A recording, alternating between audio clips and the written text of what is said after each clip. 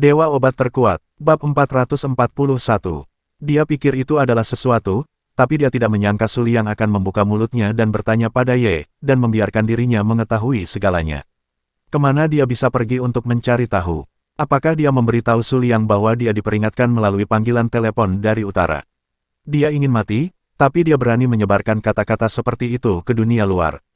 Akan lebih aman jika membiarkan hal semacam ini membusuk di perutnya. Huang Qi berdiri, menatap Su Liang dengan dingin, dan pergi tanpa mengucapkan sepatah kata pun, bahkan tidak repot-repot mengambil keuntungan.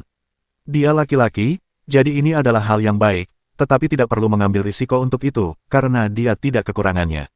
Tuan Huang, Su Liang mengambil 2 langkah setelahnya, tapi Huang Qi mengabaikannya dan sosok itu dengan cepat menghilang.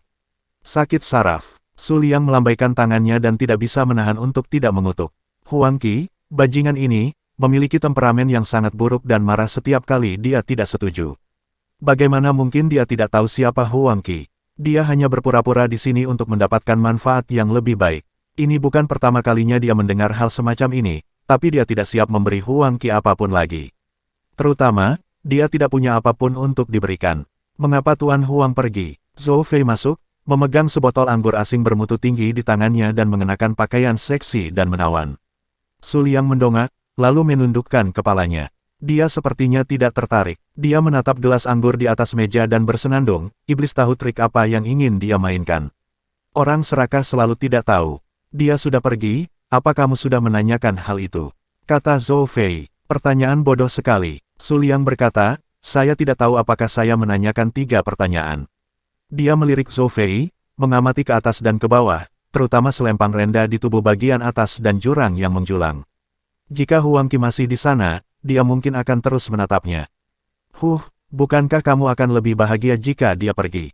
Mendengar ini, Zhou Fei mengernyitkan hidung, menutup pintu, dan duduk di samping Su Liang, wajahnya penuh keluhan.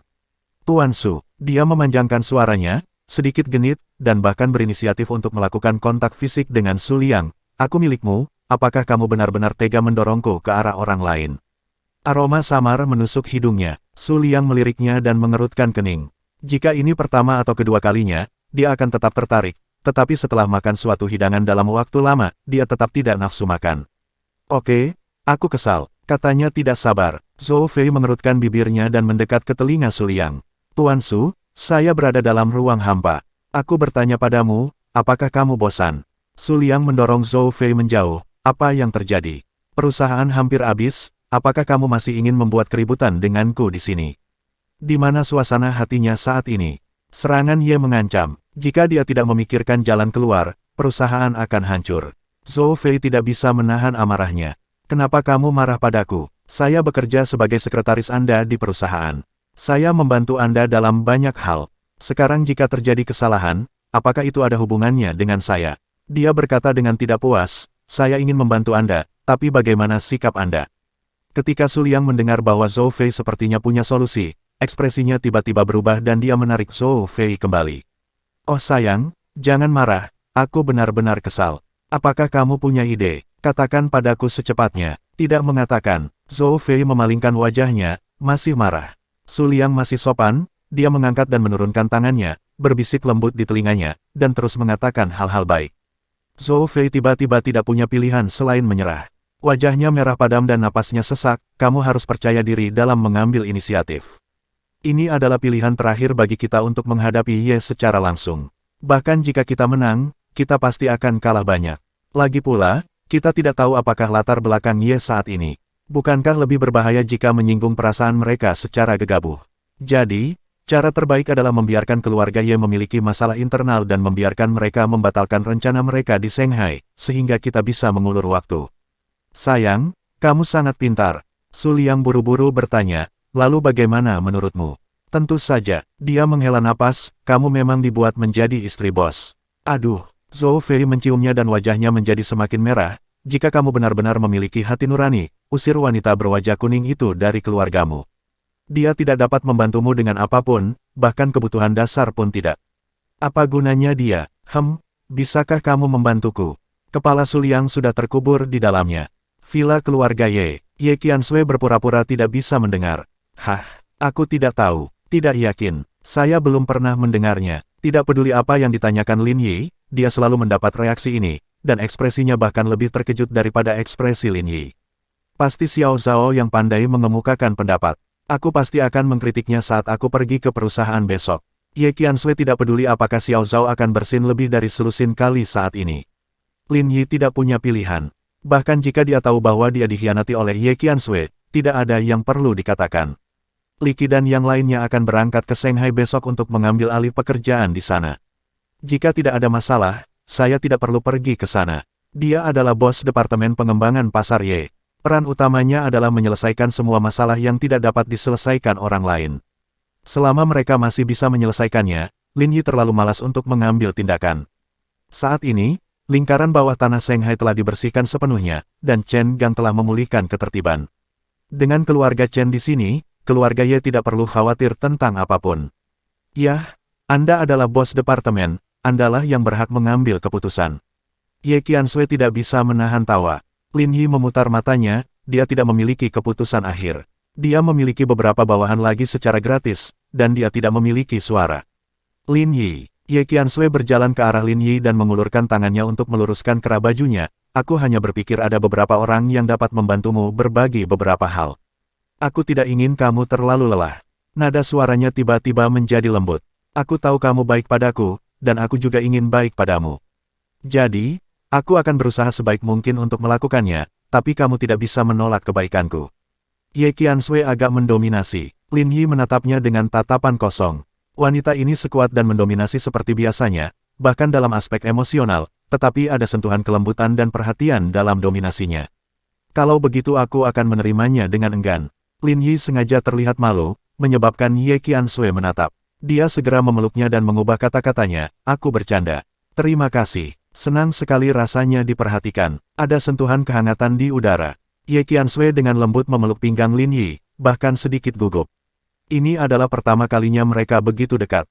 Kamu telah melindungiku selama bertahun-tahun, kamu harus membiarkan aku melakukan sesuatu untukmu.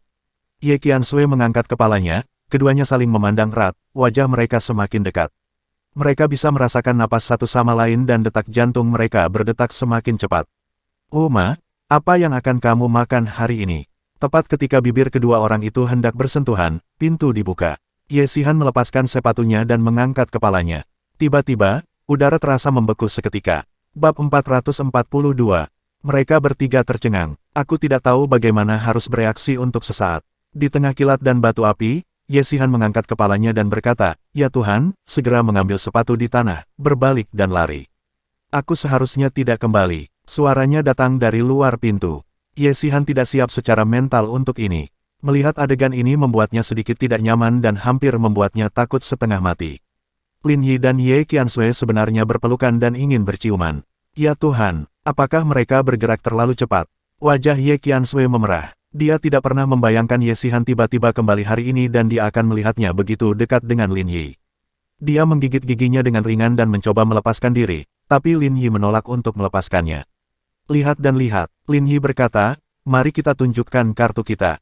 Bagaimanapun, Ye Xihan sudah tahu bahwa gadis inilah yang harus menjodohkannya dengan Ye Qiansui. Sekarang dia telah mencapai tujuannya, mengapa dia masih ingin menyesalinya? Bermimpi, kain wol, Ye Qiansui menundukkan kepalanya, berhenti meronta, dan bersandar dengan lembut di bahu Lin Yi. Apakah menurutmu Xihan tidak bisa menerimanya? Kamu harus menerimanya meskipun kamu tidak bisa menerimanya. Lin Yi berkata terus terang, dia tidak bisa selalu menggangguku. Mulai hari ini, aku harus berbalik dan menjadi master. Ye Qiansui tidak bisa menahan tawa. Lin Yi dan Ye Xihan sudah seperti ini sejak kecil. Ye Xihan memiliki mulut yang keras dan hati yang lembut, dan tidak pernah sopan saat menindas Lin Yi. Dia diam-diam membantu Lin Yi berkali-kali. Kamu tidak bisa mengganggunya, dia adalah adikmu. Ye Qiansui merasa nyaman. Aku tahu, aku juga tidak bisa menindasnya. Dengan emosinya, siapa yang bisa menindasnya? Lin Yi tidak terlalu peduli, dan memegang tangan Ye Qiansui lebih erat. Perasaan hangat ini sungguh nyaman. Ketika lapisan terakhir kertas jendela ditembus, jarak antara kedua orang itu hilang. Pada saat ini, tidak perlu lagi menekan emosi yang telah dirasakan selama bertahun-tahun. Tugasnya adalah melindungi mereka. Senang rasanya memilikimu di keluarga kami. Ye Qiansui berkata dengan lembut. Di luar rumah, Duduk di tangga, samar-samar Ye Xihan masih bisa mendengar kata-kata cinta di dalamnya, dan dia tidak bisa menahan merinding di sekujur tubuhnya. Kedua orang ini merahasiakannya di dalam hati mereka dan menolak memberitahu siapapun, atau mereka terlalu eksplisit sehingga dia benar-benar tidak tahan. Aku benar-benar tidak bisa tinggal di rumah ini. Dia menghela nafas dan melihat ke kejauhan. Kalau begitu, haruskah aku pergi? Kemana aku bisa pergi? Setelah beberapa saat, Ye Xihan berdiri dan dengan lembut membuka celah di pintu. Ketika dia melihat Lin Yi dan Ye Qiansui masih berpelukan dan mengobrol di sana, dia tidak dapat menahannya lagi. Ada sesuatu yang ingin kukatakan padamu. Setelah aku selesai berbicara, aku akan pergi tanpa mengganggu kesenanganmu. Ye Xihan bertanya, bolehkah aku meluangkan waktu untuk kalian berdua? Lin Yi berbalik untuk melihatnya. Jika ada yang harus dilakukan, kami akan mulai bertindak, tetapi jika tidak ada yang bisa dilakukan, kami akan mundur. Ye Xihan hampir melempar sepatu itu ke tangannya. Aku akan magang. Dia memutar matanya dan berkata, sekolah telah memberiku beberapa pilihan. Aku berencana pergi ke Shanghai dan memberitahumu. Dia memandang Ye Qiansui dan mengulurkan tangan untuk meminta uang. Kak, saat bertarung di garis depan, makanan dan rumput didahulukan. Mengapa pergi ke Shanghai? Ye Qiansui bertanya, itulah pusat industri hiburan dalam negeri. Saya ingin pergi ke sana dan melihat-lihat. Jangan khawatir, Sister Yuzhen dan Direktur Zhang akan membantu saya membuat pengaturan dan membantu saya belajar. Dia telah membuat keputusan untuk mengejar apa yang dia sukai daripada mengejar jurusannya dan bergabung dengan Yes untuk membantu di masa depan. Lagi pula, dengan bajingan Lin Yi di depannya, dia tidak perlu campur tangan. Shanghai baik-baik saja, kami punya orang di sana, jadi mudah untuk merawatnya. Lin Yi mengangguk, sudah siap. Ye Xihan menarik napas dalam-dalam dan benar-benar tidak ingin memperhatikan penampilan arogan Lin Yi. Apa kamu benar-benar berpikir bahwa setelah menjatuhkan adiknya, kamu berani bersikap kasar padanya? Aku tidak bertanya padamu. Dia memutar matanya ke arah Lin Yi dan bersenandung. Oh, kamu tidak bertanya padaku. Lin Yi sambil berpikir berkata, Qiansui, kalau begitu menurutku lebih baik jangan biarkan dia pergi. Di tempat seperti Shanghai, ada banyak hal baik dan buruk. Tidak aman baginya, seorang gadis muda, untuk pergi ke sana. Lin Yi, Ye Xihan tiba-tiba menjadi cemas, jangan mencari masalah, mengapa kamu memaksakan diri lebih jauh? Dengar, dia pemarah. Bagaimana jika dia membuat masalah di luar dan diintimidasi? Lin Yi mengikuti, orang-orang di luar tidak sabar terhadapmu seperti mereka di rumah. Saudaraku, aku yakin, oke. Ye Xihan tidak punya pilihan selain mengatupkan tangannya dan mengaku kalah, tolong jadilah manusia. Di hadapan uang, dia merasa sangat rendah hati. Melihat Ye Xihan memiliki sikap yang baik, Lin Yi mengangguk. Namun, Xihan harus tumbuh dewasa dan mandiri. Bukan ide yang buruk untuk keluar dan melihat dunia lebih awal. Jangan khawatir, akan ada orang yang menjaga Shanghai, jadi tidak akan ada masalah. Tidak apa-apa, tapi kamu harus meneleponku setiap hari untuk mengatakan kamu aman. Kata Ye Qiansui. Oke, setelah menerima dukungan finansial, Ye Xihan berlari sangat cepat. Dia benar-benar tidak ingin melihat Lin Yi dan Ye Qiansui bercinta di rumah. Orang yang sedang jatuh cinta ibarat lem, dan akan lebih menakutkan lagi jika mereka kembali menjalin hubungan yang sengit. Ye Xihan segera kembali ke sekolah, dan bersama beberapa teman sekamarnya, bersiap untuk pergi ke Shanghai. Dan pada saat yang sama, beberapa karyawan keluarga Ye, termasuk Li Qi dan lainnya, juga bersiap berangkat ke Shanghai. Misi mereka dalam perjalanan ini sangat sulit, tetapi wajah semua orang dipenuhi dengan keyakinan dan tekad. Jika mereka tidak menyelesaikan misinya, mereka tidak akan kembali. Kita tidak bisa mengecewakan Lin Yi atau mengecewakan Ye Qiansui. Sisi lain, Shanghai, Zhou Fei dari perusahaan Wansheng, sudah siap. Bahkan untuk posisinya sebagai istri bos, dia harus bekerja keras untuk melindungi perusahaan Wansheng agar tidak ditelan. Dia tahu betul bahwa jika mereka ingin bersaing dengan produk Ye dalam hal produk, perusahaan Wansheng tidak dapat bersaing dengan mereka sekarang, belum lagi mungkin ada latar belakang tersembunyi di balik produk Ye. Jika tidak, mengapa Huang Qi menghindari membicarakannya dan pergi begitu saja tanpa memanfaatkannya? Dia tidak meragukan pesonanya, jika tidak, Su Liang tidak akan terpesona olehnya sejak awal. Di antara orang-orang yang mereka datangi kali ini, penanggung jawab bisnis bernama Li Qi. Dia masih sangat muda, menurut informasi, dia telah bekerja kurang dari 5 tahun. Su Liang sedikit terkejut, untuk pasar sebesar Shanghai, mereka membiarkan anak muda datang ke sini.